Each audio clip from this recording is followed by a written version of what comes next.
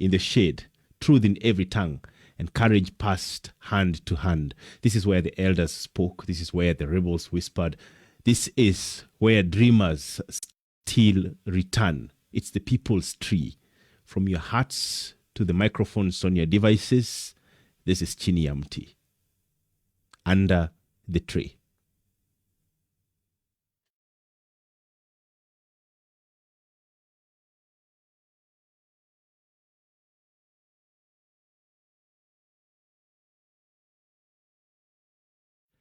All right, ladies and gentlemen, welcome. This is Chini ya Mti. My name is Jeremiah Kipene. Once again, very, very glad to be here with you today. And we are joined by Kishon Safaris. He's going to introduce his name. And why this is so important and why I'm bringing him here today is because today there was a launch that was made, I would say by the president, for it's a live stream of the wildlife safaris that are happening in Masai Mara. It's officially the Wildebeests season. And so we are just looking at the possibilities of the culture, just mixing it with technology to Kisonga Mbele. So I'd like to bring to you on screen a very experienced person in this field. But I wanted to play a video for you before then. This video is basically, talking about what the country is doing right now. It's actually from the page, on the president's page. So I'm just going to quickly play that for you.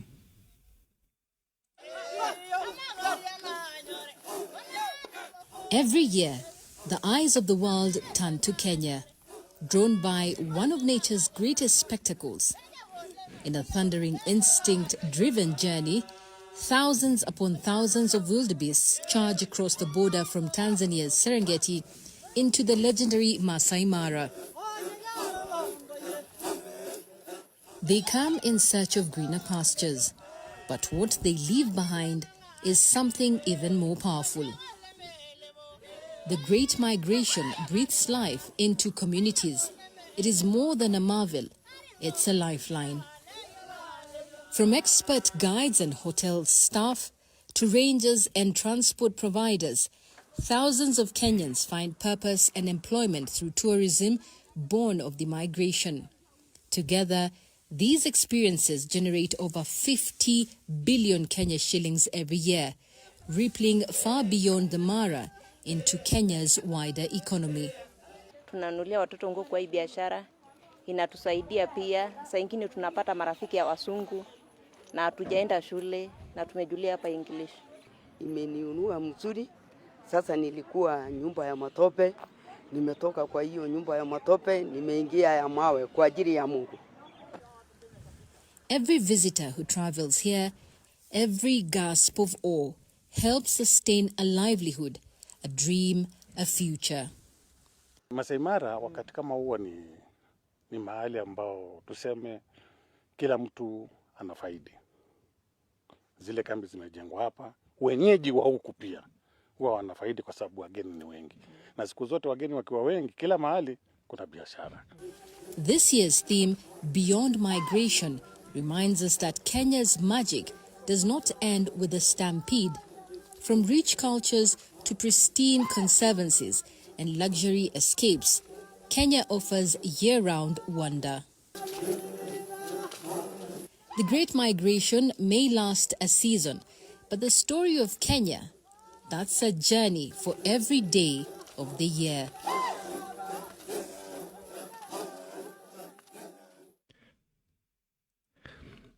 Well, that's a video that the president posted just about 2 hours ago. And it's quite interesting to see what kind of effort the government is putting into tourism. I know Kenya has been on the map as a destination. And now we are also looking at different people coming into the country from different parts of the world, targeting even China. But before then, I introduce you to Kishon Safaris, maybe with your name. Of course, that's a company. Karibu sana. Yes. Asante sana. So, yeah, my name is Lamo from Kishon Safaris Limited. I'm a tour operator here in Kenya. And we do safaris in East Africa and beyond. So our specialty is in the safaris, bush and BTS. but I think we love the bush more. So because personally, I grew up in the bush, so I like the bush more. Who doesn't like the bush, I'd say. Yeah. Beautiful. Beautiful. Absolutely. Yes. You were brought up in an area, I would say, bordering the Nairobi National Park, at least the plains that go down there.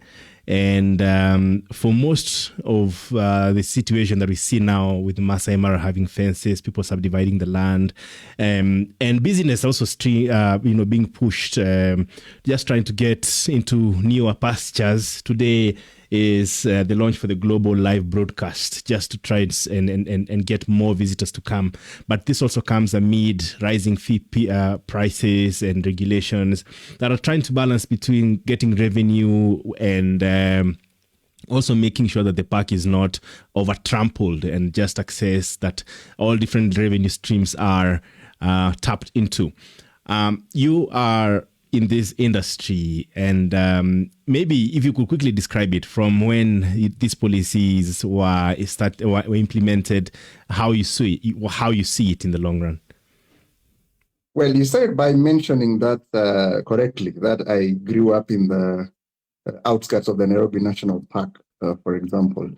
And growing up there, seeing the great wildebeests just crossing between the Nairobi National Park all the way to Amboseli was a spectacle to behold. We see over time, there has been a lot of encroachment, a lot of human settlement around the Nairobi National Park, which in a sense sort of chalked it up.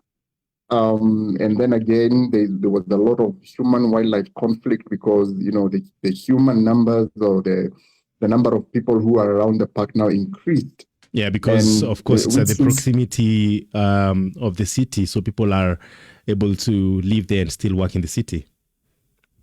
Exactly. Of course, being the only city in Nairobi, being the only city with a national park in it is something to behold. So as I said, growing up there, I saw the way that Nairobi National Park, in a way, suffered a little bit. But the government is putting in some mechanisms that will create corridors for those animals to flow in and out of it. So we have hope that the Nairobi National Park is going to be revived like there before. Having been in the industry again, there's a lot of things that have happened, like when you come to the Masai Mara, there's been an increase, for example, in the park entry fee. Of course, that came as something that was a little bit unwelcomed at the beginning. Yeah. And we're trying to work around it because, you see, increasing by almost 120% was something that people were not expecting. Yeah.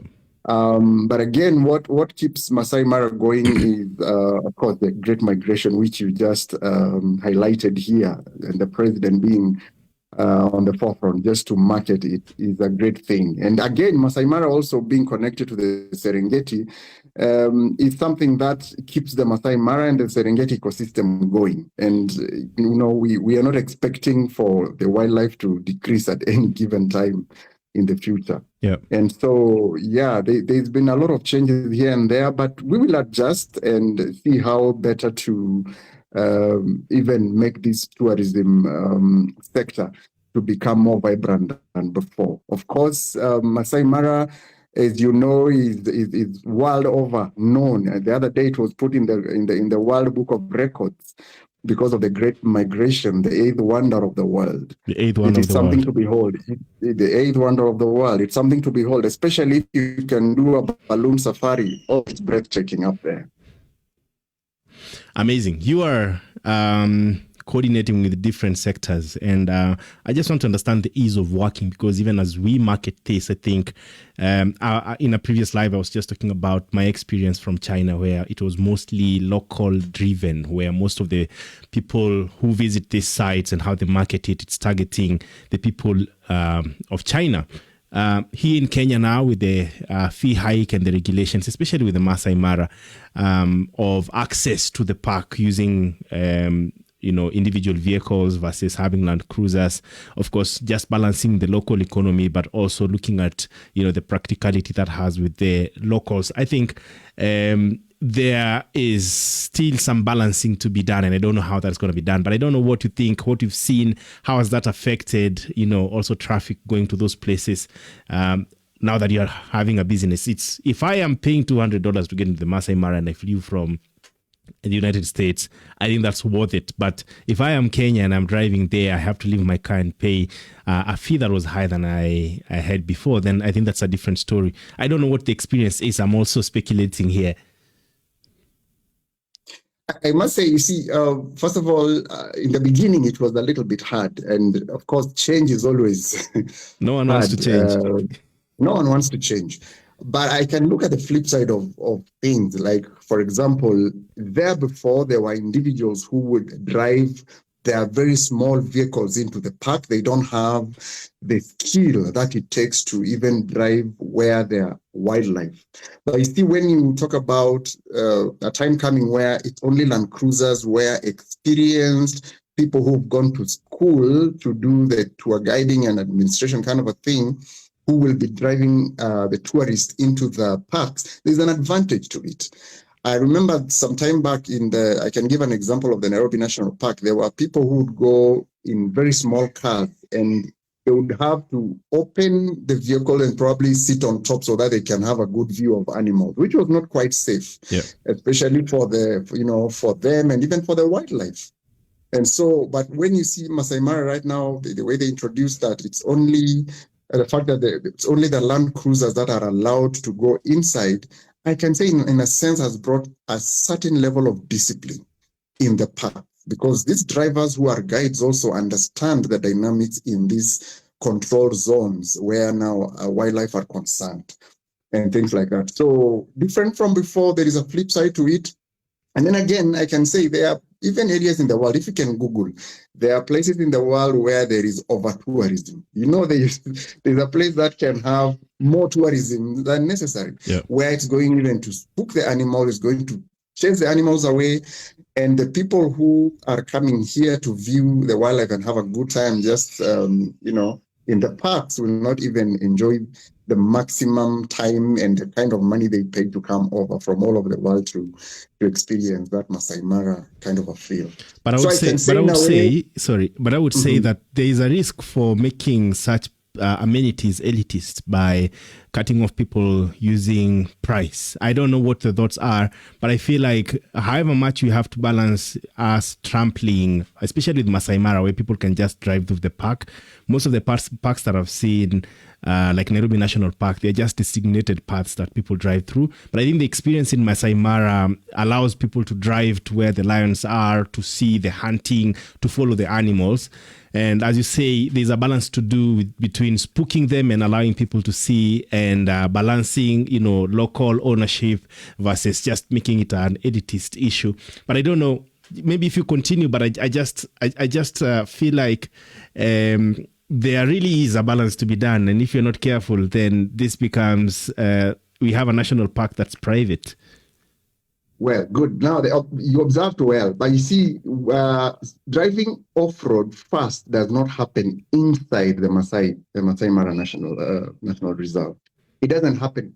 If you see that happening, it is illegal. Okay. The only places that you are allowed to drive off-road is in the conservancies, because you see, these community conservancies outside the park where we have so many hotels as well. Okay. Because not all hotels are inside the park.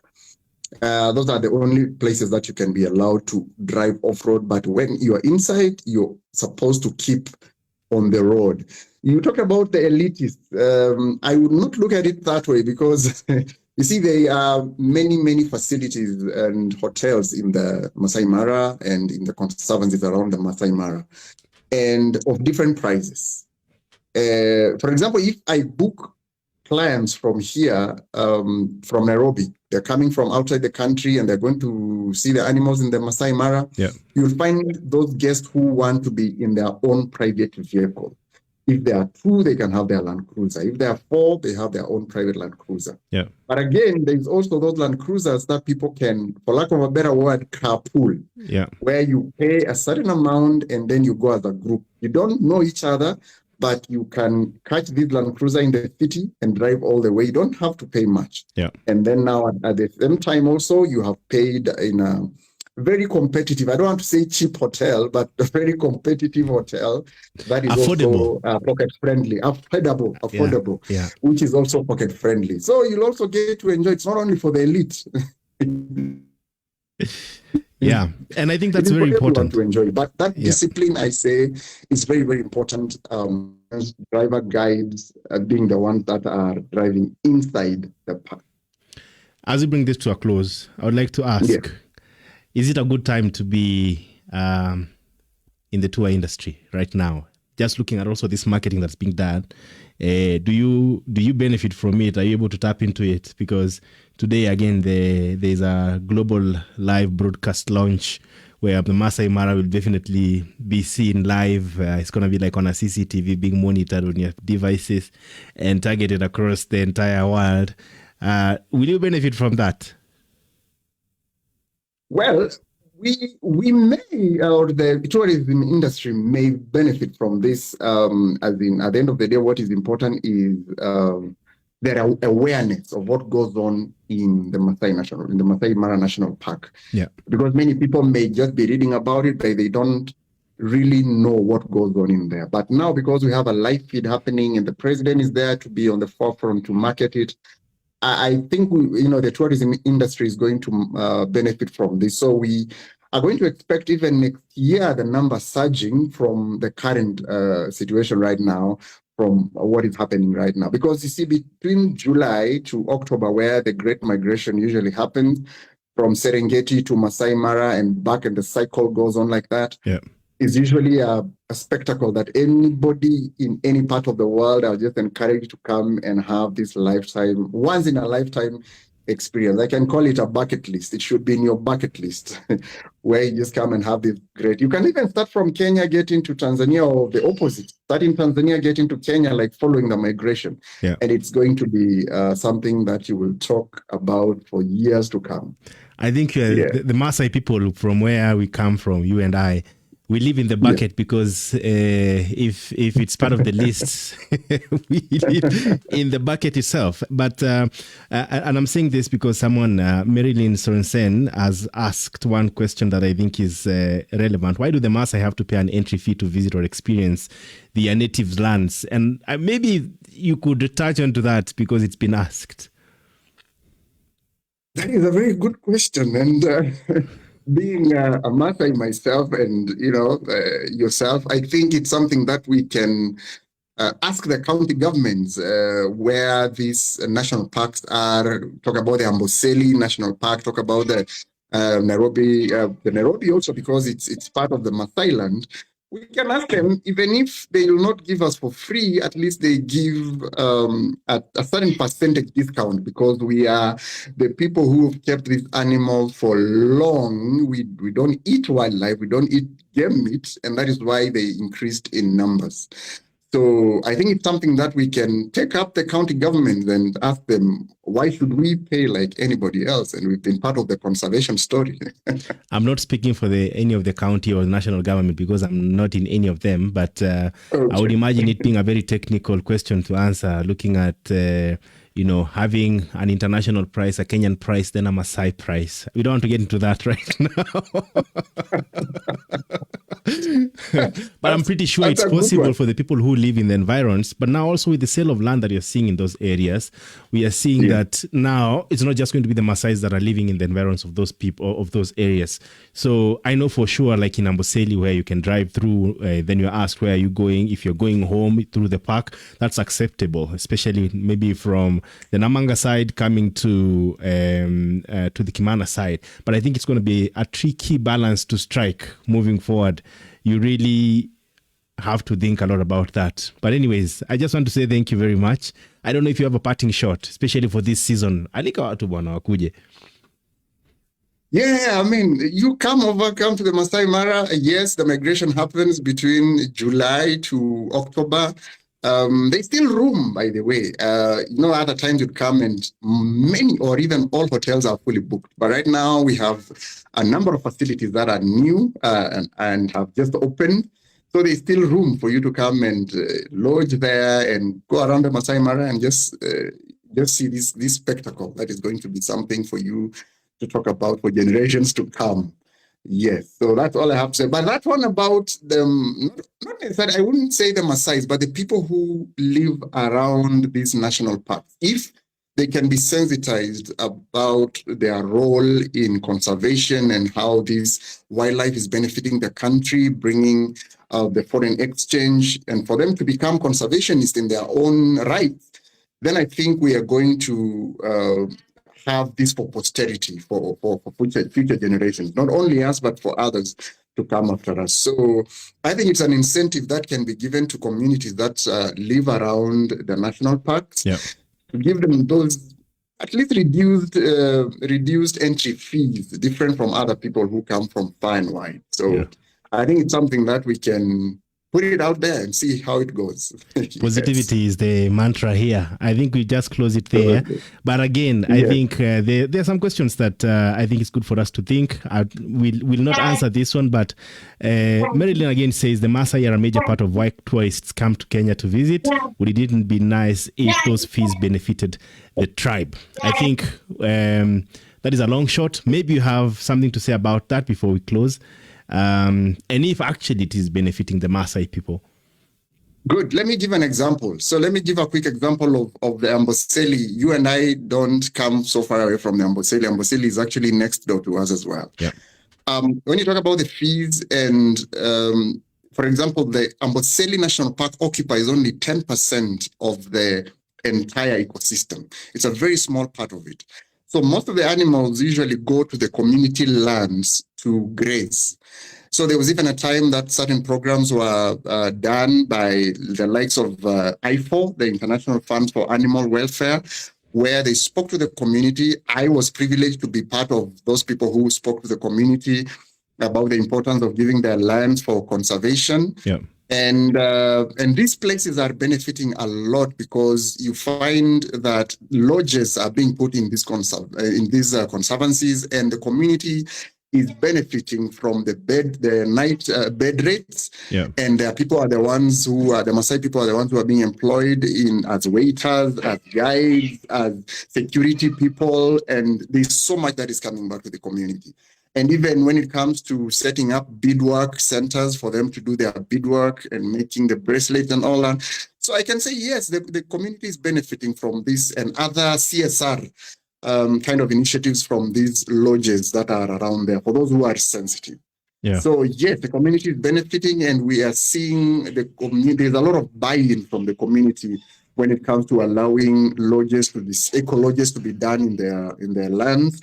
And even when it comes to them coexisting with the animals than there before. So, yeah, we are seeing a lot of benefit coming to the community as it is. Maybe I end this with my personal opinion because, again, I come from Nairobi National Park on the other side. And I think it's going to a place where when you look at how land is fragmented, and I mean, people have to own land by the end of the day for them to be able to have something sustainable, to build permanent houses. Of course, this change of lifestyle with education, religion, and with the land subdivision that has come, we can see how much this has affected our lifestyles. So the herding of cows that we used to do that would sustain our culture, our food, how we kept our animals, how we did our songs, how we built our houses, all this has been affected by the population growth that we are witnessing around these places. It's happening also from Masai Mara and Amboseli, where land is now being divided.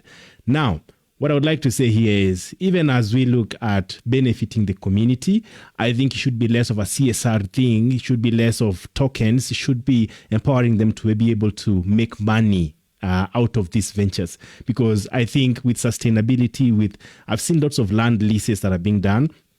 But I think as Jeremiah, I would be happier to, keep anyone off the environs of Nairobi National Park. If myself, I had a lodge, if myself, I had a place where we could sell these things, and I get a lot of money. It's not just little money that, I benefit from. So I think there's lots of thinking to be done along these lines. And again, those are my own opinions. But I also see it being a problem that's going to come up as the population grows, as fences come up in these regions. But I would like to say thank you very much. Nashukuru sana for the impromptu also appearance here. I'm thankful. Thank you. All right, sawa sawa. That's Kishon Safaris. Please go to Facebook and look for Kishon Safaris. You'll be definitely privileged to jump onto that Land Cruiser and travel the entire country. Kwaheri for Karibu now. sana. Karibu. Asante sana. Kwaheri for now. Surely. We gather here to speak, to remember, to question, to build. Just stories in the shade, truth in every tongue, and courage passed hand to hand. This is where the elders spoke. This is where the rebels whispered. This is where dreamers still return. It's the people's tree. From your hearts to the microphones on your devices, this is Chini ya Mti. Under the tree.